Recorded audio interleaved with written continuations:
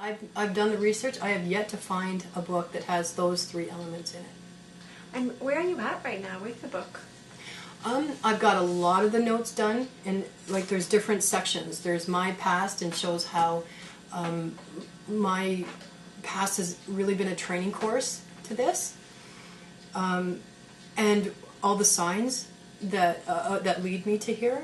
And then there's here, and then there's another part to it afterwards. And I have notes for all the parts. I have the master notes for all the parts for the book proposal. Because in my research, I'm finding that every literary agent, every publishing company asks for something different. Okay. So you can't, to me, I couldn't put, this is how it started. I started to just, I just got to write a book proposal and send it here and send it here. Each one asked for something different. Some asked for a query letter with the first chapter, or a query letter with your bio with the first 10 pages. So everything is in point form, and then will be modified to an agency or a publishing company based on what they want. I'll modify a submission to them based on what they want.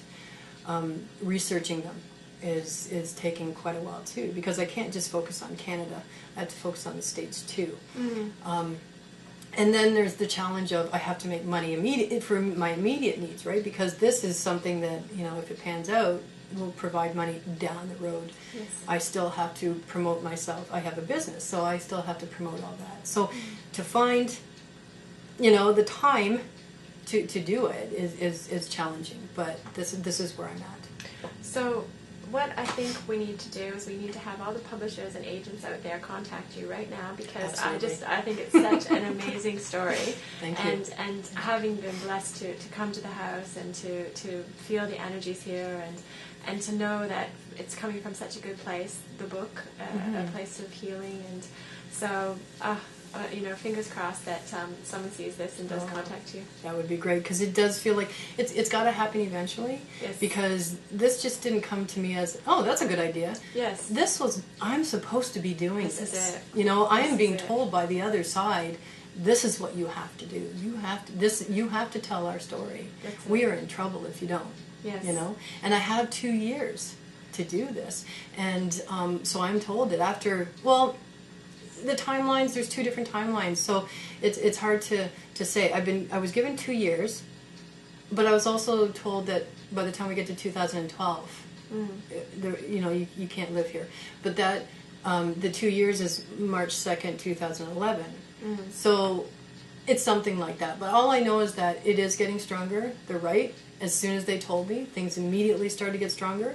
The lilac bush, where the middle vortex is it took about a month or 2. The base of it is charred. Wow. And the bush itself is dead, but there's leaves. The insides, the meat of the bush is empty. It's hollow. The energy has just sucked it dry, but there's still leaves on it.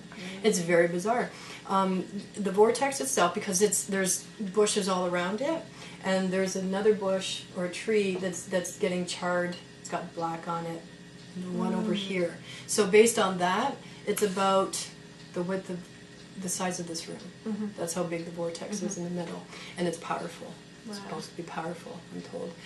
Christine, what are some of the biggest challenges to living this life?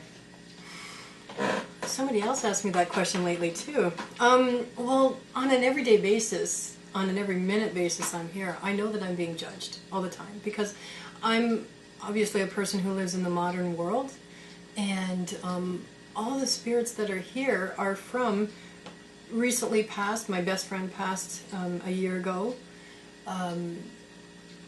to people who were here hundreds of years ago, and they're Quakers. So they're a very modest, very conservative people. And so here's an example. I love to bake in the kitchen, but I also love to sing and dance while I'm doing it. Well, I did the research. Quaker women were not allowed to dance. Absolutely not. So I try to encourage them to do it, and meanwhile there's other ones that are saying, don't do that. And then I go outside, and the men outside are secret society type men, very old school, and they're very judgmental. So for one reason or another, everyone in here is judging me, and I always have to kind of turn that off. And even though I don't pick it up from them, I know that it's happening. Yes. So that's one that's a challenge for me. Also, the constant sabotage. There's the group of them that do not want me to do this. They do not want me to write the book. They do not want me to tell you. They do not like this interview. They have the secrets. Yes. They don't want me to succeed. So there's always that. You know, like if somebody's supposed to be coming here to help me, sometimes the car breaks down. Or I have somebody who's going to be staying with me. Well, suddenly my texts aren't getting to him. I'm getting his, but he's not. So there's things that you tend to wonder, oh, this is coincidence. It can't be. There's a lot of sabotage that have been going on in the last 2 years. Another one is writing the book itself. I can only do short periods of time because it strengthens them. By writing it, I'm giving them attention. Yes. So if I strengthen the females and the positive ones, it's okay, but they're still draining me, and because I'm basically their food, Yes. right? So, but the negatives, I strengthen them. I'm in a lot of trouble. I get all this anxiety, and I have to leave the house. So a lot of times, I've literally gone to Calgary to do some writing there, and they've followed me. You know, I go to the library, I go to the park in the summer. So to find the time to do it is very difficult, and plus I can't do it in the dark. Okay. There's something about the dark, after it gets dark. In the morning, I'm okay. It's 5 or 6 o'clock in the morning. Yes. But as soon as it gets dark around here, I had a friend recently come here where it was daytime and then she was still here when it was dark. I said, do you notice the difference here? Absolutely. And my cat will show you that they're outside looking in. Oh. I have to close the window in the living room, you know, or the curtain, because there's, you know, we have pictures of them outside looking in. Mm-hmm. So, and they're trying to intimidate. So in the dark, I can't write. So there's a limited time that I can write. And the other challenge is just the thought of leaving here. The thought of moving here is going to be very, very difficult. Mm-hmm. I'm really hoping that the book will help me to move them forward. They said that they can move forward, so I'm hoping that I can move them into the light. Yes.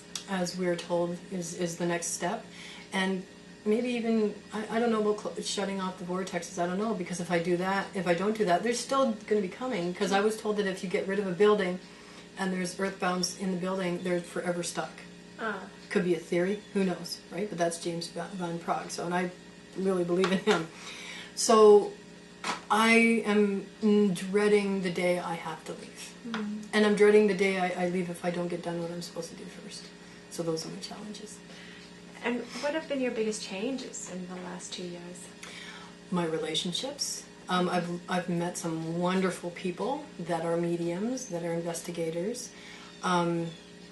The relationships that were strong prior to this, some of them are strained, some of them don't exist anymore because whether it stresses them out or it just inconveniences them or they don't believe me, they think I'm crazy. A lot of my relationships have just shifted one way or the other. Yes. My belief system has really greatly changed. And just the way I live life. Mm-hmm. You know, I cannot get stressed out. I cannot worry about things. I cannot get angry all the time. Because I know that it just affects my environment. The pressure that I feel is unbelievable. In case you're wondering, the pressure I feel to be a certain way because so many people are expecting me. When I say people, I don't call them ghosts or spirits because would you like that? Would you? Yeah. It's disrespectful. So I say, you know, people are relying on me to stay positive. So yes. There's a lot of pressure there. Given that, I do feel a lot of fear still, a lot of anxiety for staying here alone. Yeah. Yeah, watching my cat look at all these surround me, you know. So yeah, that's how. Mainly, the thing that has changed is my relationships. Mm-hmm. Yeah. Mm-hmm.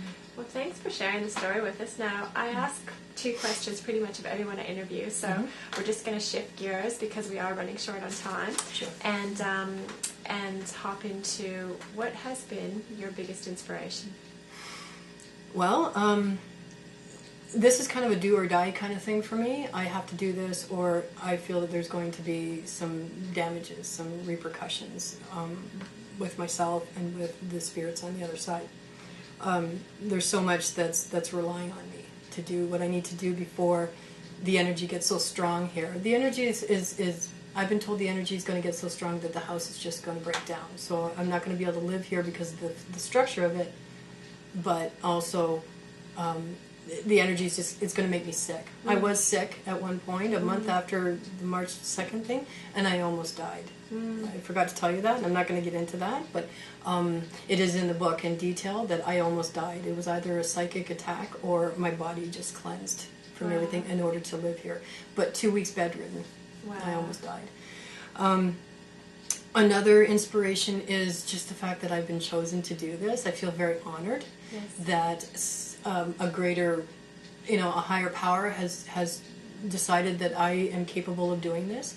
And just in case I did choose this before I was born, as the theory is, that I was allowed that I was given permission to choose to do this. That's beautiful. Yeah. And the fact that, whatever happens in 2012, I have this feeling that this property is going to be very significant. If we are supposed to be in contact with that dimension, it just makes sense that because there's so many portals here, that this is going to be a very special place. Absolutely.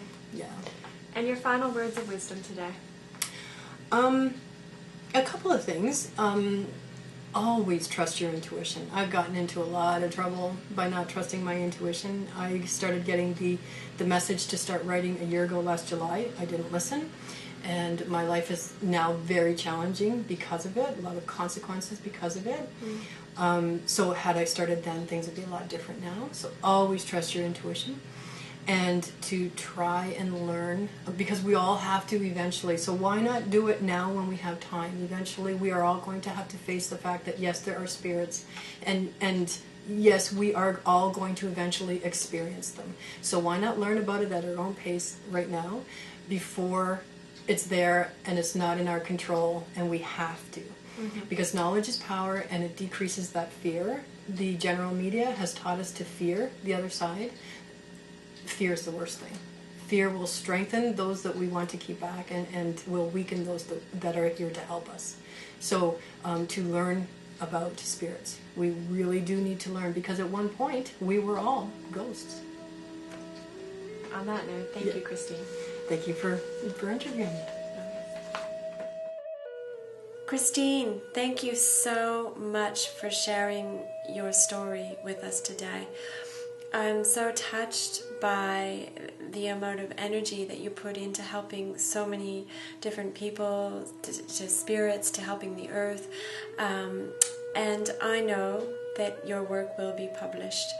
I wish you every amount of success with it. It's such a beautiful story, and what you're doing is just wonderful. So thank you from the bottom of my heart, and many blessings and much love for the journey ahead of you.